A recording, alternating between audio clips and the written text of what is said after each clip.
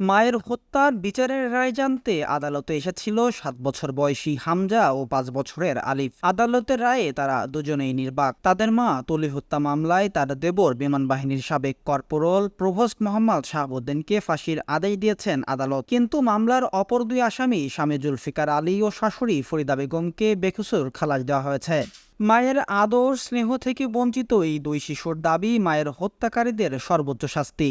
দ্বন্দ্ব মূলত বেঁধেছে এই পরকীয়া প্রেম এবং দ্বিতীয় বিবাহের বিষয়কে কেন্দ্র করে। যখন যখন জানতে পেরেছে তখন আমার বোনকে ওরা নির্মমভাবে হত্যা করেছে। স্বয়ং আমার বাবার সামনে আমার আব্বুকে একটা ঘরে আটকে রেখে পাশের ঘরে আমার বাবার দু চোখের সামনে আমার বোনকে হত্যা করেছে, নির্মমভাবে কুপিয়েছে। আমরা এটা উচ্চ আদালতে আপিল করব, আমরা ন্যায্য বিচার পাইনি।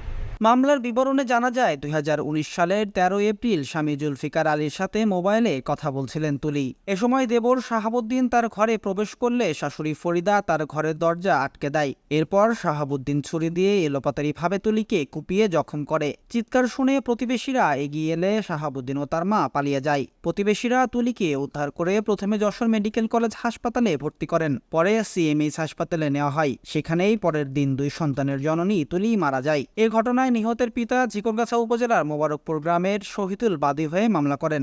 আপন চাচার হাতে ৫ বছর আগে নৃশংসভাবে খুন হয় মা জিনিয়া ইয়াসমিন তুলি। তখন আলিফের বয়স মাত্র ৩ মাস। রোববার দুপুরে অতিরিক্ত জেলা ও দায়রা জজ চতুর্থ তলা আদালতের বিচারক সুরায়া খাতুন এই রায় দেন। তবে এই রায়ে সন্তুষ্ট নন বাদীপক্ষ। তাদের দাবি জুলফিকার আলীর পরকীয়া প্রেমের কথা জেনে যাওয়ায় তার নির্দেশে ছোট ভাই শাহাবুদ্দিন হত্যা করেন তুলিকে। তারা অপর দুই আসামির শাস্তি নিশ্চিত করতে উচ্চ আদালতে যাবেন বলেও জানিয়েছেন। যেই জুলফিকার যে পরোক্ষভাবে প্রেম করে আমার মেয়ের যে হত্যা করেছে, দ্বিতীয় বিয়ে কী করে, তা আমি এই রায় মানিয়ে জুলফিকার নিঃসন্দেহে খালাস পেয়ে যায়। কী করে জুলফিকারের আমি ওর তাই ফাঁসি। Raihan Siddique, voice of tiger.